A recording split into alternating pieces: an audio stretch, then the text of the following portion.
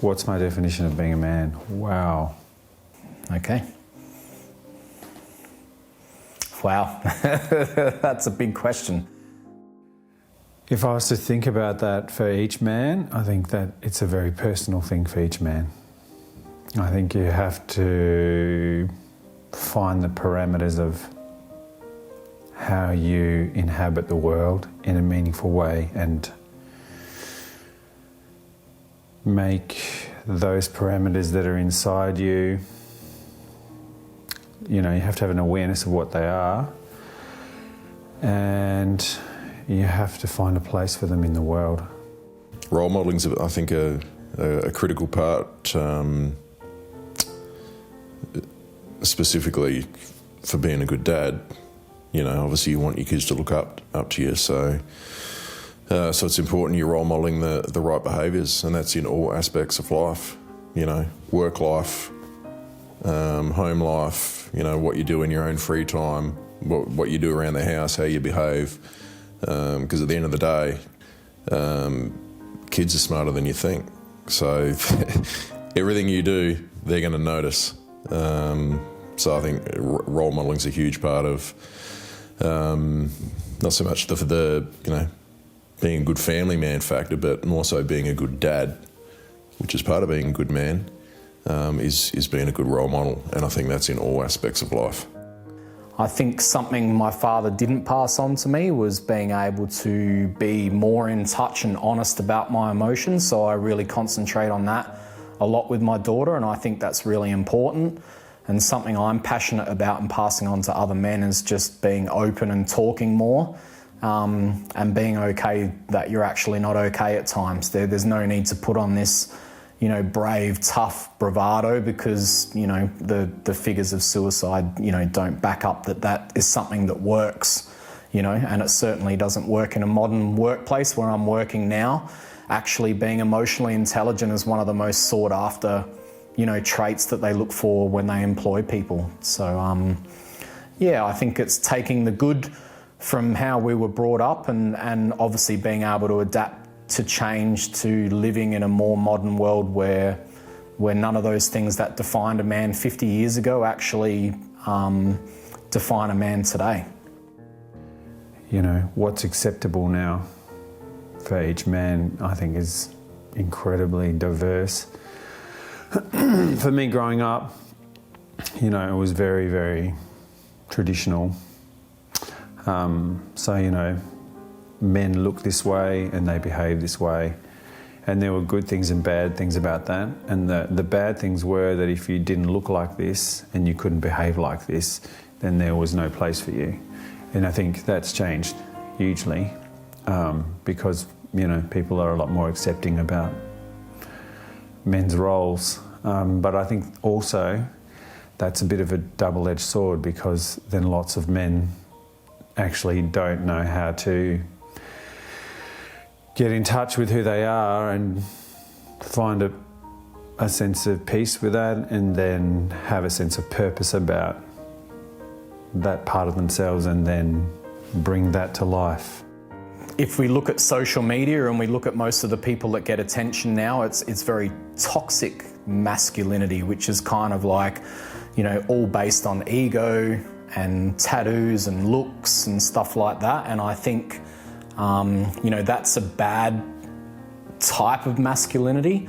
Whereas a man, you know, would be, you know, really kind of the man of the house, like he'd be very purposeful and driven, you know, very in touch with himself emotionally as well. So that is being able to drop from being quite masculine and being driven and drive the kind of relationship and drive himself and that, but be able to drop in and also be able to, you know, come into some of those feminine traits and holding place for their partner in their relationship, and being soft and empathetic and understanding, and, you know, have an open heart, where I suppose, you know, that those roles or that masculine feminine kind of balance had never really been explained to me before. And then you can obviously understand that that's important for a man to, and important for a woman. We both have masculine and feminine traits, but to understand when you're actually operating in a good masculine and a good feminine balance, as opposed to like a toxic or, you know, a wounded kind of feminine or masculine kind of energy that you're operating in. So it's very interesting stuff to read through it and see where you sit, and start to look at some of the things that you need to improve on, you know, to be able to operate a little bit more balanced and a little bit more, I don't know, in check with yourself. Yeah, I think it's important just to be true to yourself and true to who you are. And I think as you get older, you naturally become wiser, and sort of all those inhibitions go out the window. And you as you get older, you're no longer trying to be this certain type of person. I think it's important to value who you are and just be your own person. You know, because again, that flows down to your kids, because your kids are always looking up to you and looking how you behave. So, you know, for me, I'm not really worried about how people perceive me, because I'm happy with who I am, and I think that's a critical part of life in general, in a nutshell, is just to be happy with who you are and just be who you are. Don't try to be someone you're not. I think one that I, put through, a man is someone who is purposeful. I love that word. I think a man who loses their purpose, if you look at men that have a firm purpose in life, they generally live a very well balanced life. They're very focused and disciplined on the things that they would like to do, and they're doing them because they're passionate and stuff about them. So I think purposeful is a big thing for me. When a man seems to lose their purpose, as in they can retire from work, and you see a man kind of lose his way and the things that he's passionate about.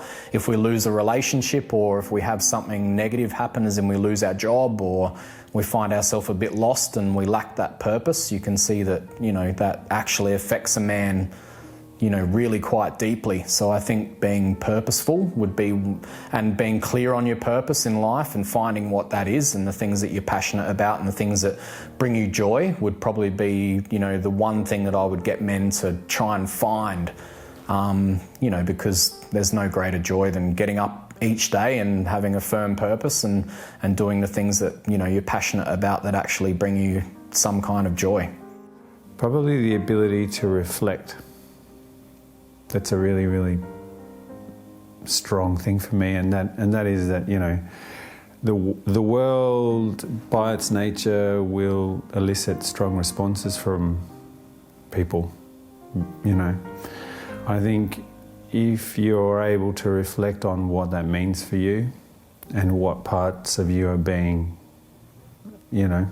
responding, and to be able to interrogate that for yourself, to find it, out why, and what that tells you about who you are, and what it tells you about,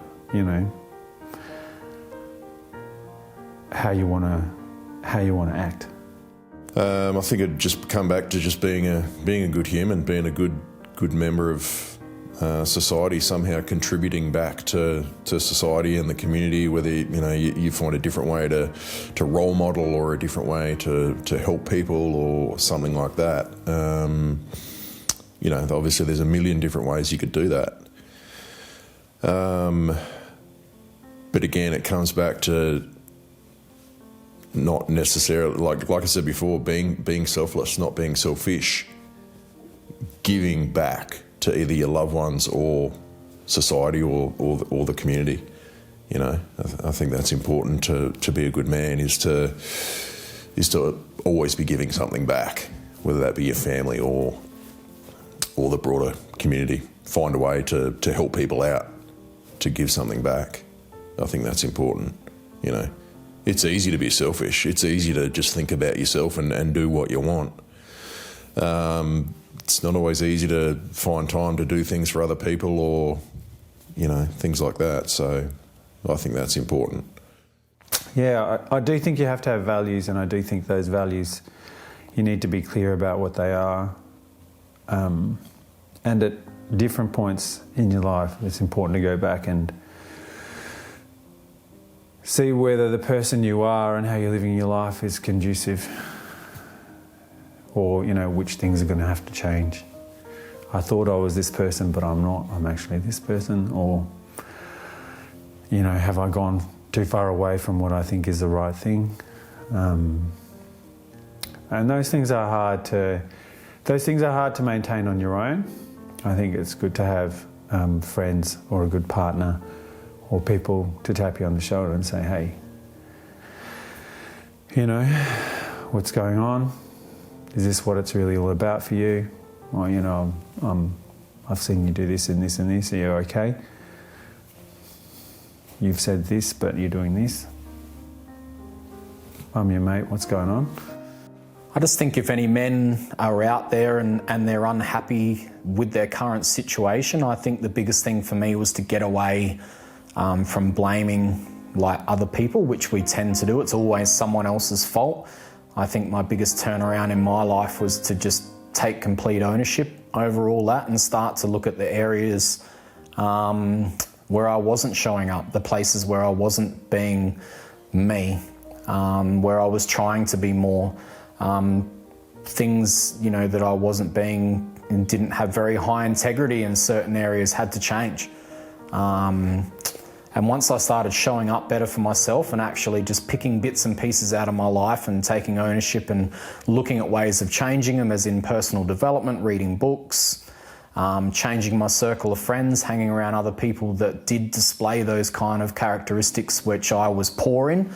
I think once you start self-reflecting like that and you start doing the work, like then the happiness that we're looking for through materialistic stuff suddenly becomes not important at all, because the happiness that being aligned and being around good people and learning, you know, to be a better man is really the place where it's at. I just, you know, it took me like 37 years to work out.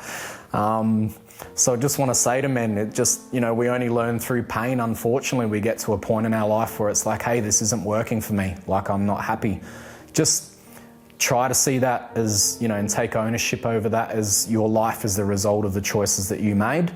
And once you can own that, then no one else can really say anything about you that you haven't already owned yourself. And it's a nice place to be. And then just each day, just work on those things that make you a better man and looking, you know, and start becoming it. It's really, and the more work that you do, the more happier you become, and the more at peace you are with yourself, which is a nice place to be.